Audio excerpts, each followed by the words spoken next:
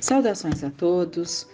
Para nossa análise, nós vamos trazer o tema do Evangelho segundo o Espiritismo, que Kardec coloca uma comunicação do Espírito Elizabeth de França, e ela fala sobre a caridade para com os criminosos. Mas antes de vermos o texto, vamos ver uma análise que é feita no jornal Espírito Consolador, em que é colocado: criminalidade, delinquência, crueldade e violência são temas que se identificam com o nosso cotidiano.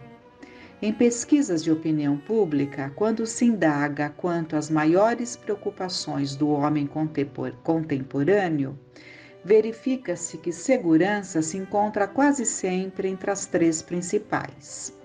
A Organização Mundial da Saúde, OMS, passou a considerar a violência como um problema de saúde pública, pois a violência é, em quase todos os países do mundo, a principal causa de mortalidade na faixa etária dos 15 aos 45 anos.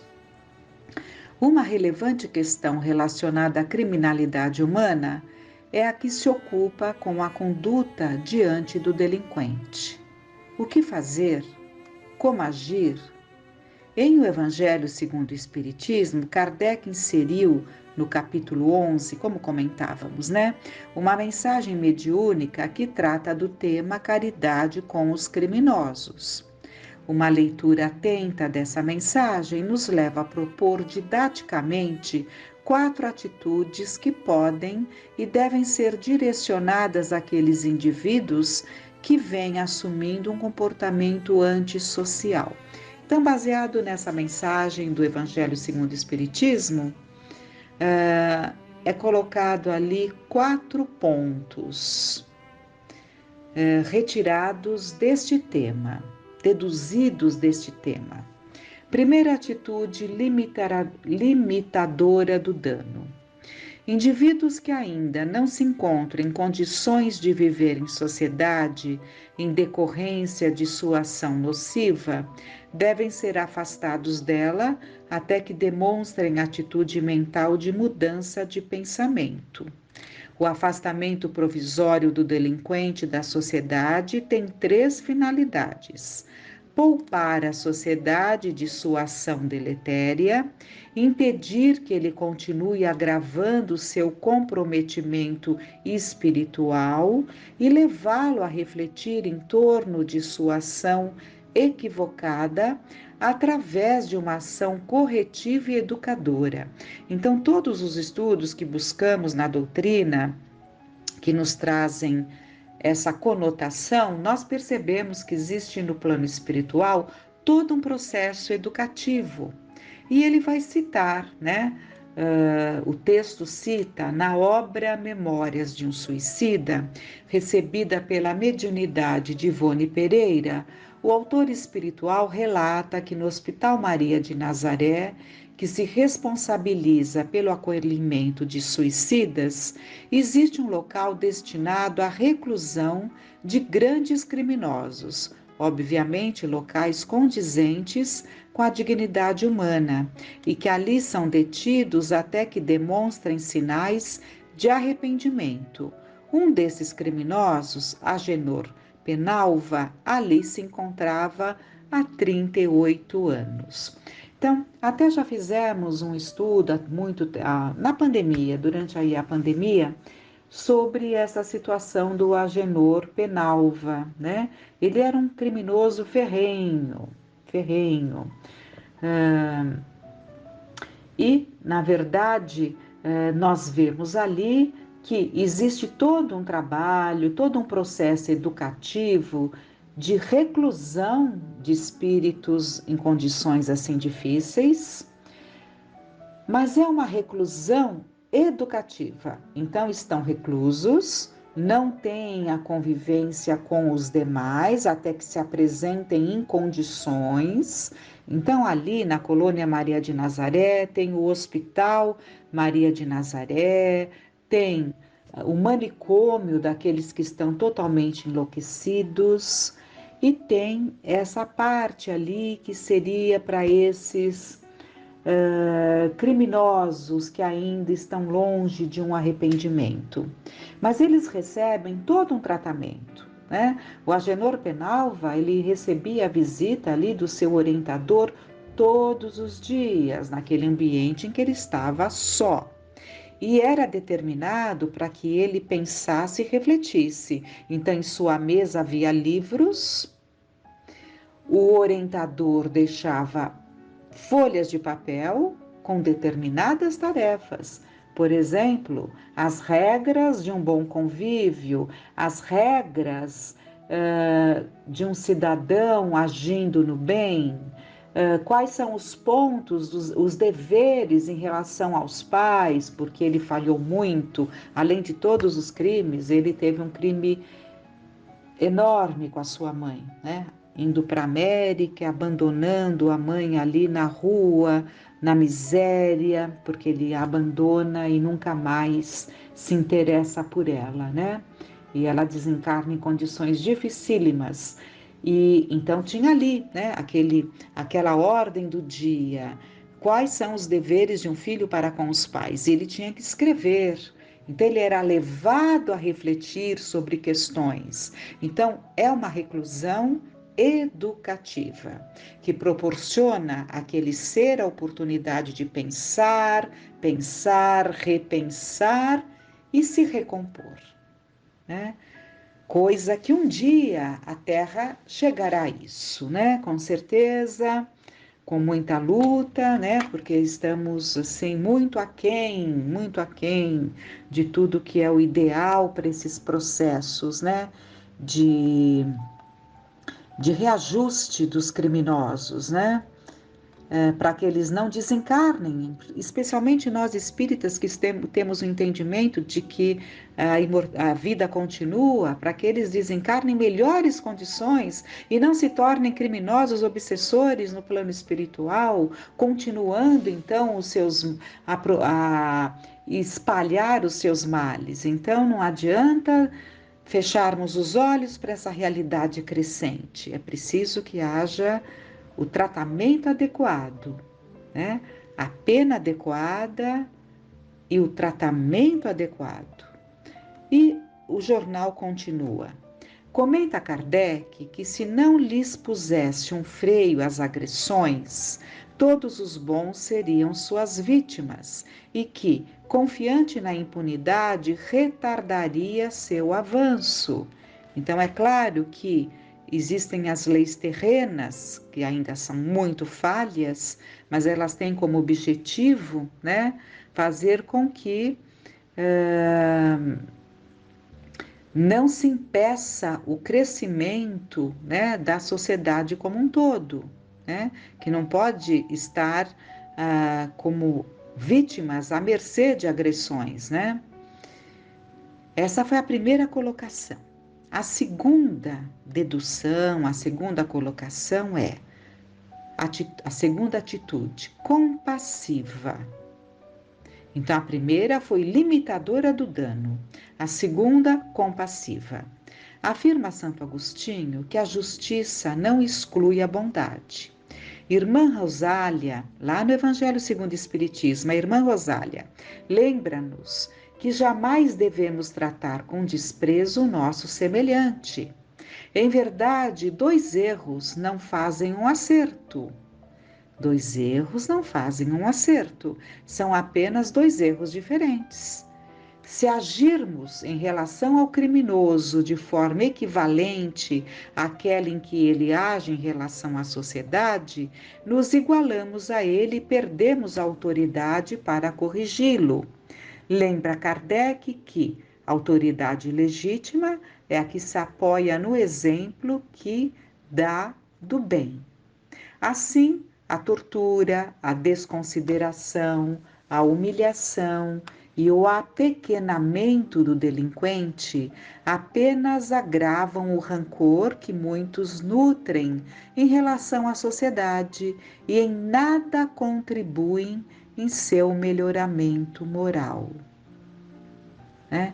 Então, aqui é muito importante que as autoridades, né, os estudiosos, os sociólogos, se debrucem nesse sentido, mas de forma coerente, né, de forma muito coerente, para que se chegue a posições mais favoráveis para a melhoria de todos, porque um dia todos voltam à sociedade, né?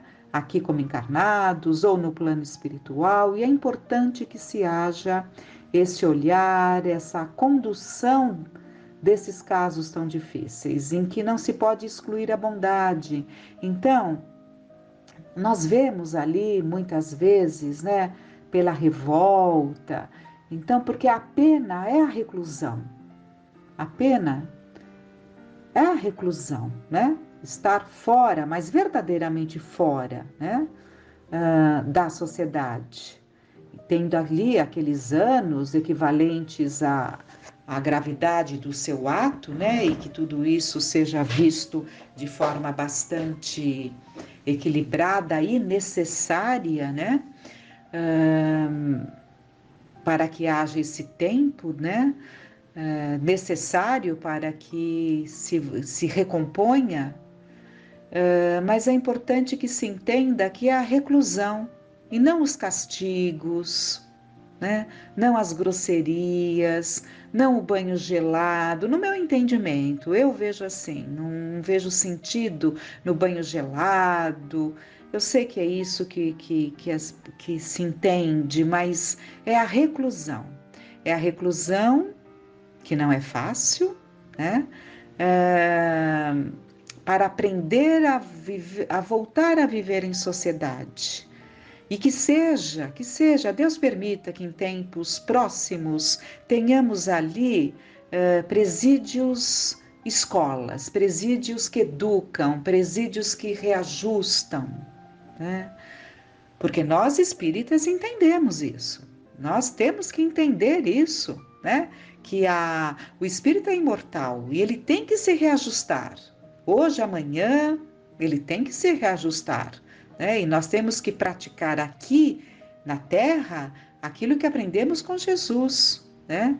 Então, praticando ali as leis normais, né? A necessidade de que a quem compete, né? Se determine ali a pena, mas que haja esse olhar para que não se aumente a revolta, como vimos aqui. Terceira atitude, instrutiva. Os índices de criminalidade são muito menores nas nações com mais alto nível de escolaridade e estudos. Mostraram que a violência e a criminalidade declinam proporcionalmente à elevação do QI, coeficiente de inteligência, e ao hábito da leitura. Quando se examinam as causas do processo civilizador e da aceleração dos sentimentos humanitários que se iniciaram nos séculos XVI e XVII e se estendem aos nossos dias, a aquisição de conhecimento é colocada como das mais relevantes. O conhecimento é um recurso inesgotável de força psíquica, e quanto mais se usa, mais se tem. Segundo Steven Pinker, neurocientista de Harvard, a ordem dos eventos segue essa direção. Avanços tecnológicos na atividade editorial, produção em massa de livros, expansão da alfabetização e popularidade do romance e as grandes reformas humanitárias dos séculos recentes. A reforma humanitária, caracterizada por uma crescente redução das taxas de violência e criminalidade, associada a uma maneira diferente de ver o outro, não como um estranho a quem deve rejeitar, mas como semelhante a quem cabe acolher, foi precedida por uma revolução da leitura. Acredita Pinker que ler é uma tecnologia para a mudança de perspectiva.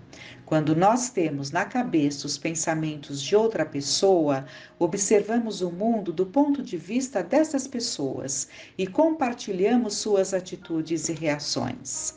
Abre-se para nós outras janelas para o mundo.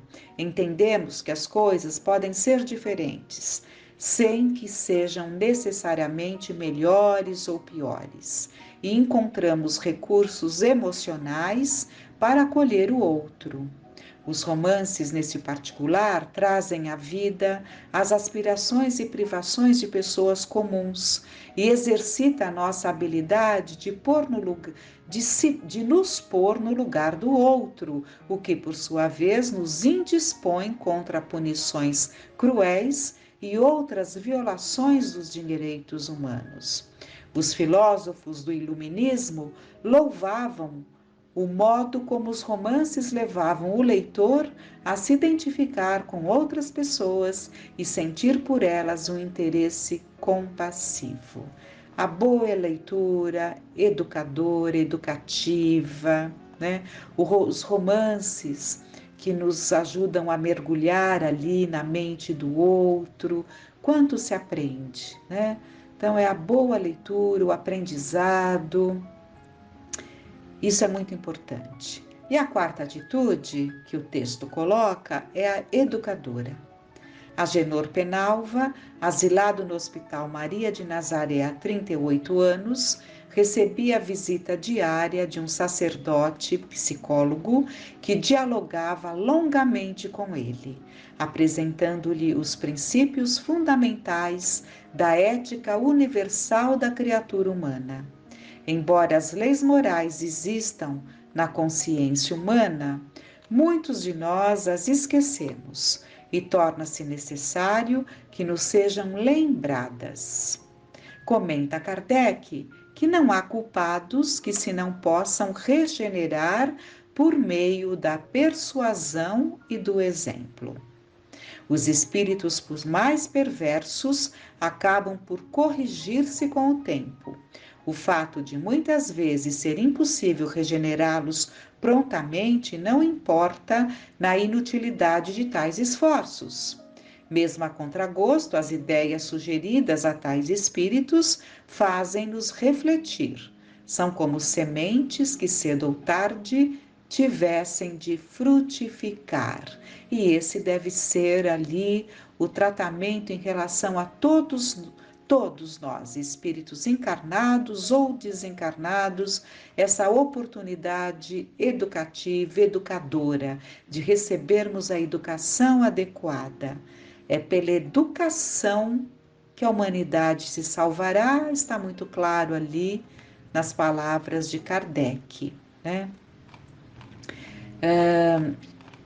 O texto do Evangelho segundo o Espiritismo sobre caridade com os criminosos é um pouco longo, não daria tempo. Então nós vamos encerrar com um pequeno texto do livro Amizade, da Meimei, psicografado pelo Chico Xavier, no capítulo 19, que ela intitula Pensa.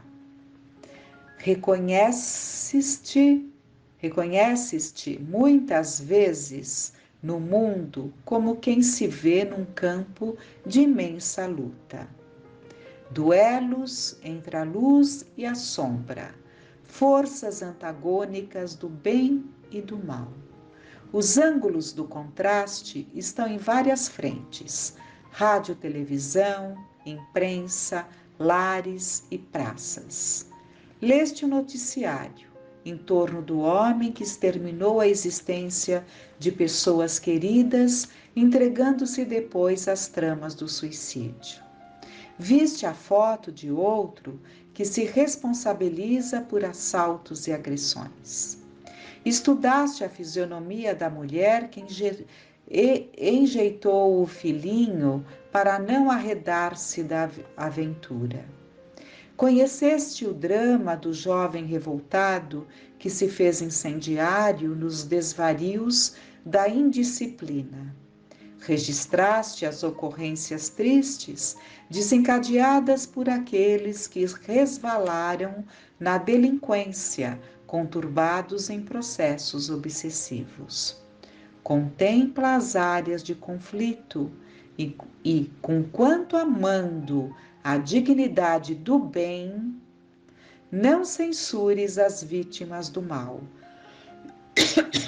suficientemente infelizes por si mesmas.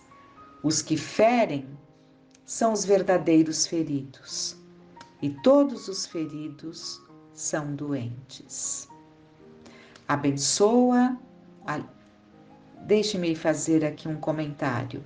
Os que ferem são verdadeiros feridos, porque quando nós ferimos o outro, nós estamos ferindo a nós mesmos. E todos os feridos são doentes, ou seja, todos os que se mantêm feridos são doentes. Porque muitas vezes cicatrizaria, digamos assim, aquela ferida, mas continuamos doentes pelo ódio, pelo desejo do revide, né? Então, quem se mantém ferido continua doente e leva para o plano espiritual essas condições. Abençoa, continua Meimei. Abençoa, alivia, restaura, levanta, separa a enfermidade do enfermo, como auxilias a laranjeira libertando-a da erva invasora, e descobrirás unicamente o irmão que chora e sofre. Pensa no que faria Jesus se os visse. Em pessoa, no chão da vida humana, observando os que desfalecem. Não lhe ouvirias qualquer frase condenatória. De certo, o Senhor se debruçaria sobre os caídos a fim de socorrê-los. E se lhe perguntasses por que estaria agindo assim, responderia sem hesitar: eles todos são meus. Eles todos são meus. Reflitamos. Que fiquemos em paz.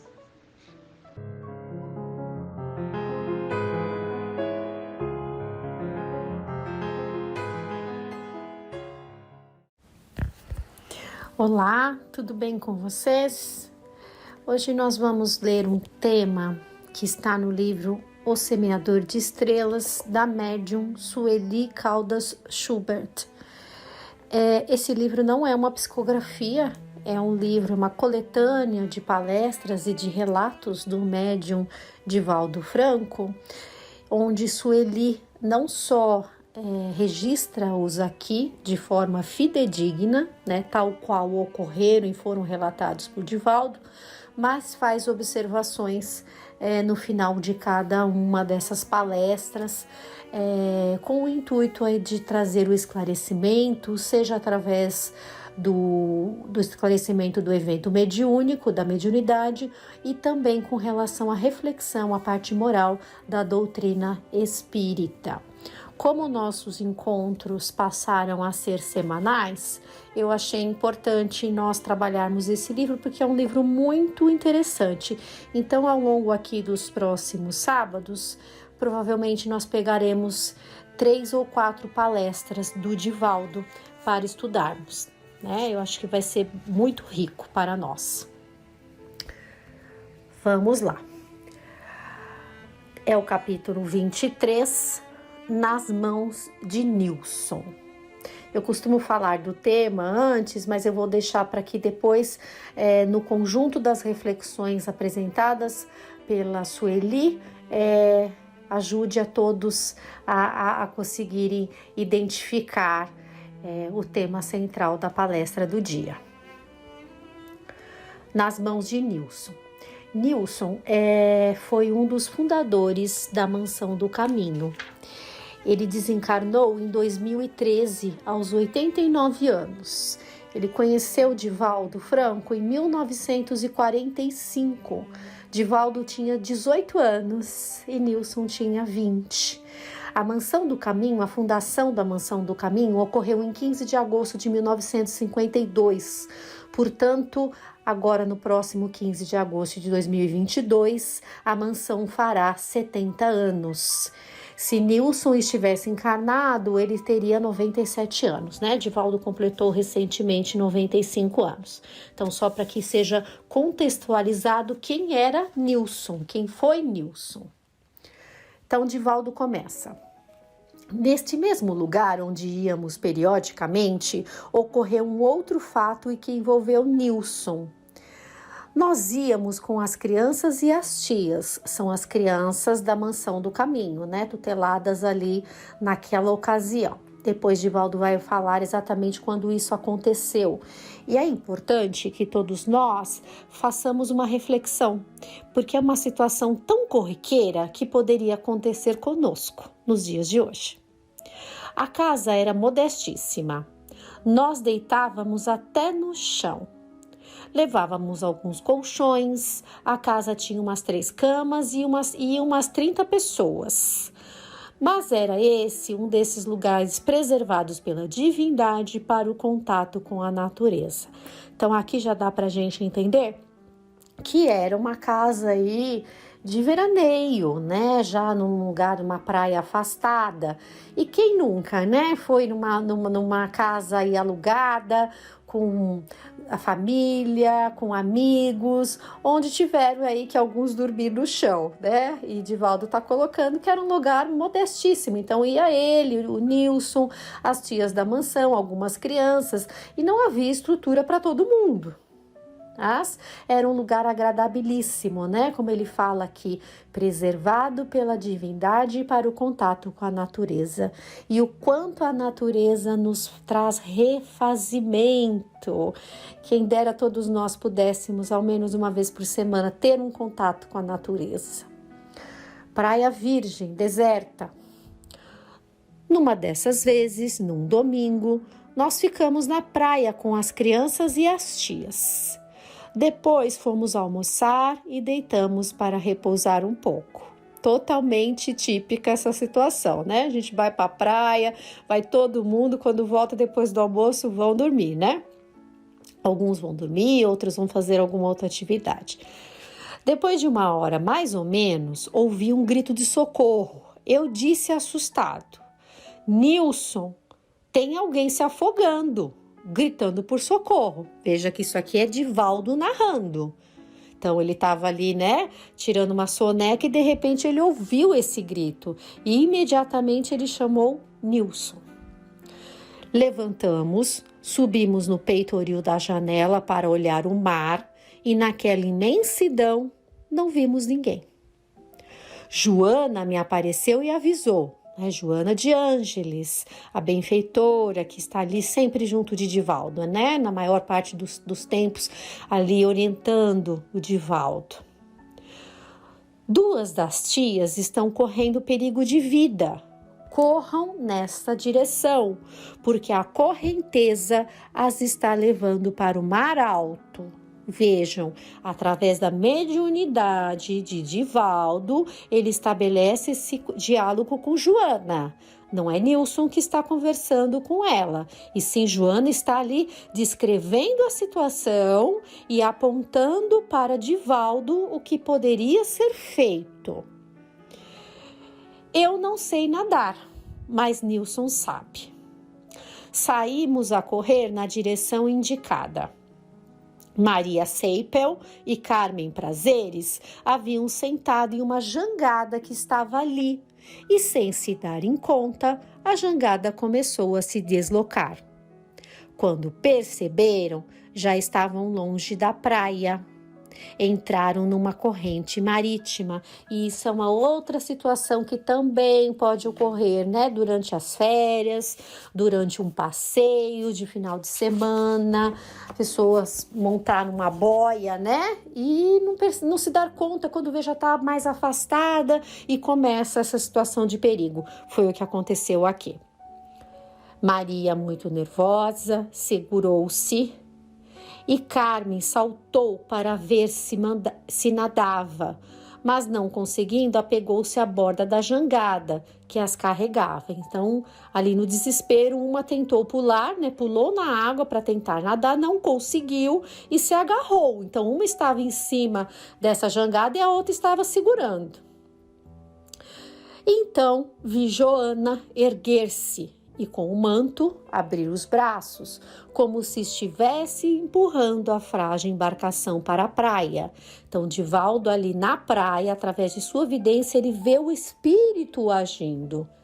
mas havia necessidade física. É como se fosse uma equipe espiritual, né? Os desencarnados com o encarnado. Alguém fisicamente tinha que agir para poder providenciar esse socorro. Automaticamente ficamos na areia estarrecidos. Lígia, Zízia e as crianças, que começaram a gritar quando lhes propus: vamos orar. Todos, vamos orar. Então, Divaldo já assume ali o comando, né? Aquele desespero que deu, né? E ali o poder da prece, a confiança, né? Que nós temos que ter. Nos momentos de aflição da vida, de desespero, a gente acaba esquecendo do poder da prece.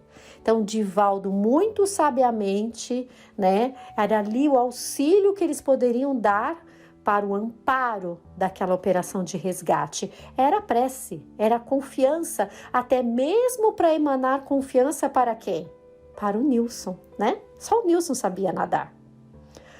E aqui continua, Nilson era o único que sabia nadar.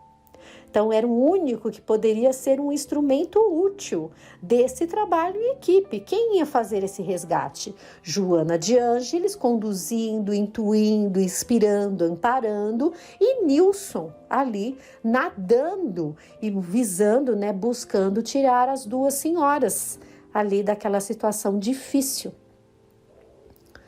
Ele atirou-se ao mar e nadou.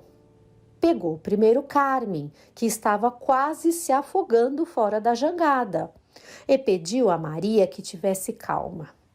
A jangada prosseguiu sendo levada. Olha que situação, né? Então ele conseguiu socorrer em primeiro lugar a Carmen, que já estava desesperada, quase se afogando, e ainda teve que transmitir ali bom ânimo e confiança na Maria, sendo que a jangada continuava a se afastar. Ele trouxe Carmen, deixou-a na areia e vi Joana chamando. Havia um touro de madeira que ele tomou e jogou no mar para apoiar-se, pois já não tinha forças, e foi segurando até a jangada. Então, Joana ali ela chamou através da inspiração, para indicar que ele pegasse essa tora e não fosse mais só ele, né, a nado, no braço, né? Eles dois, ele estava muito cansado já, eles iriam precisar desse reforço. Olha o poder, né, a ajuda que todos nós recebemos e que eles ajudaram, né? Por isso que eu mencionei, é um trabalho em equipe, material e espiritual. Lentamente, muito lentamente, foi trazendo-a até que salvou também a vida de Maria, colocando-a na praia. Nós automaticamente, ali mesmo, fizemos um culto evangelho de agradecimento, pois poderia ter sido uma tragédia. Não havia uma pessoa sequer além de nós, em vários quilômetros. Isso foi em 1965. Depois disso, nós brincamos, afirmando que Maria e Carmen deviam a sua vida a Nilson. São essas demonstrações da misericórdia de Deus. Então, termina aqui o relato de Divaldo. E há uma observação que Carmen Prazeres desencarnou em 23 de maio de 1987, que é uma observação da autora de Sueli Caldas Schubert, né? Ela tinha problemas hepáticos.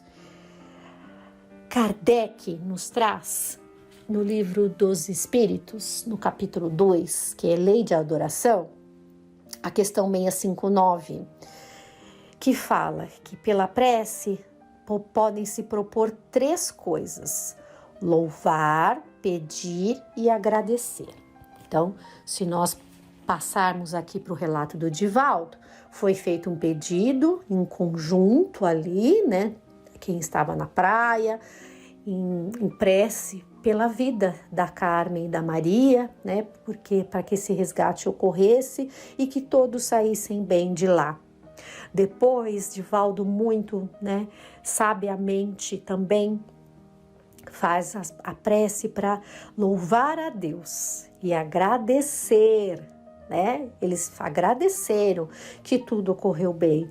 E o poder, né, da misericórdia divina, né, que evitou que ali ocorresse uma tragédia. Esse relato, como eu disse, né, é muito comum. Isso acontece em vários momentos de nossas vidas, né? Então, em uma situação de alegria, poderia ter se tornado uma tragédia, né? Então, nós precisamos o quê? Trabalhar a confiança nesses momentos desafiadores, confiar para que a ajuda ocorra, confiar no poder de Deus para que o melhor ocorra, né?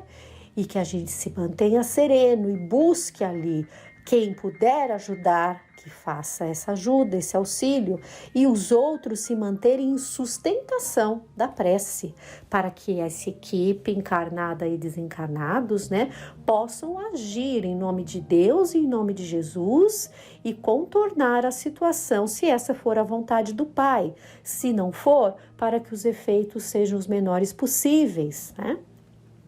Veja que a ajuda não para. E aí a Sueli começa a fazer os comentários dela, né? Nas mãos de Nilson, as vidas de Carmen e Maria, né?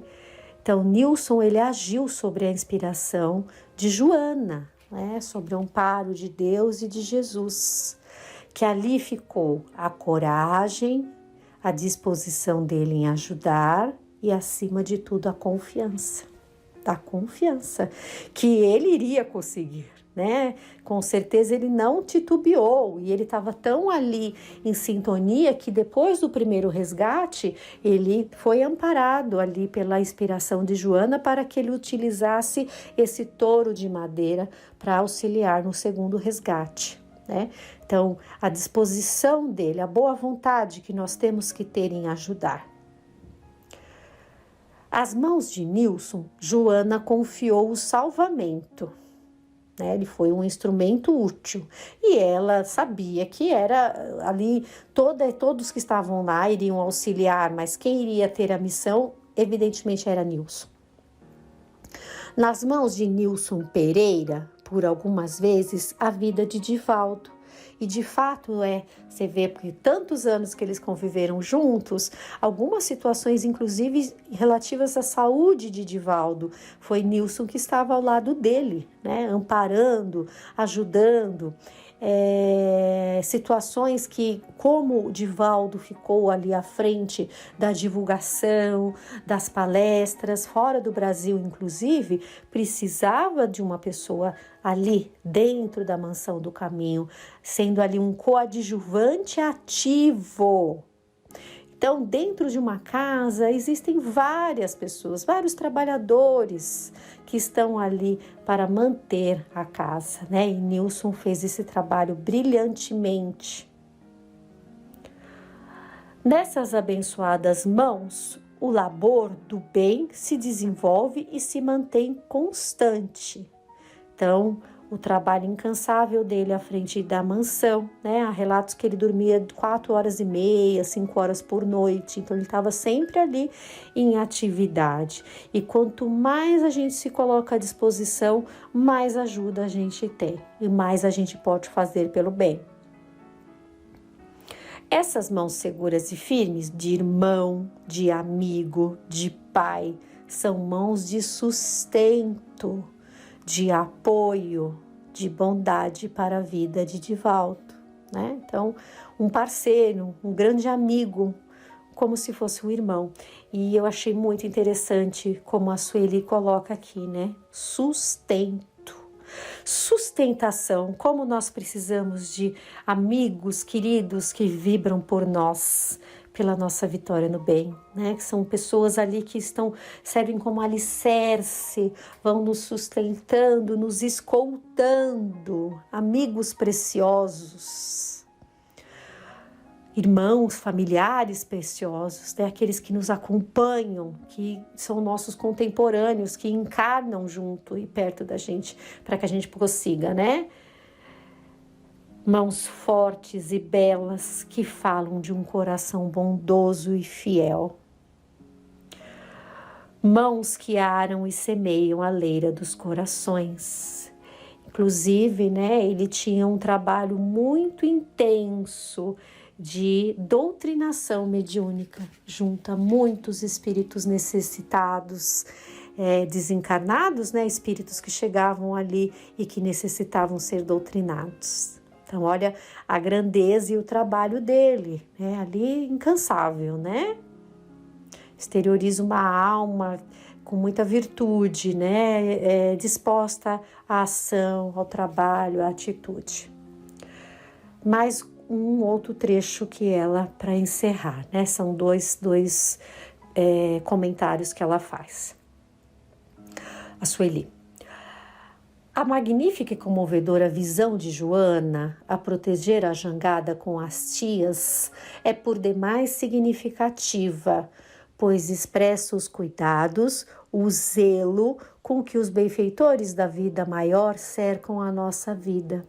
Veja como nós somos tutelados, né? Não existe um momento sequer que nós não somos amparados. Nada é por acaso, né? A ajuda sempre ocorre. Então, temos aqueles espíritos amorosos que são ali encarregados de cuidar da gente, e nos momentos de aflição, né, eles vão pedir e interceder por nós. Será que já nos demos conta disso, né, desse amparo que nós recebemos todos os dias, todas as horas, todos os instantes?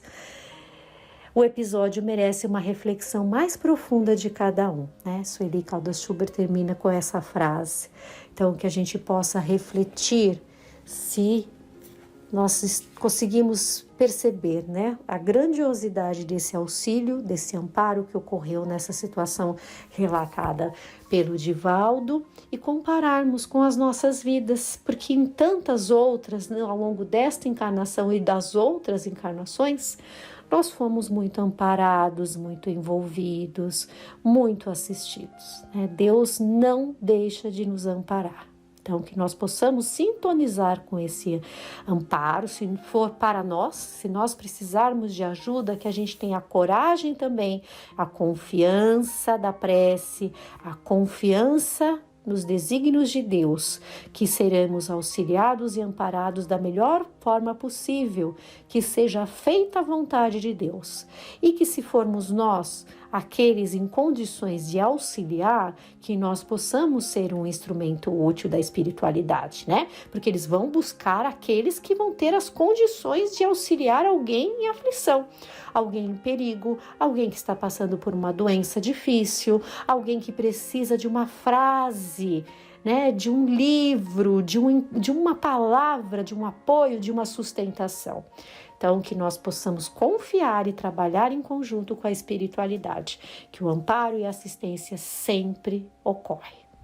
Então, uma boa semana a todos e até sábado, se Deus quiser.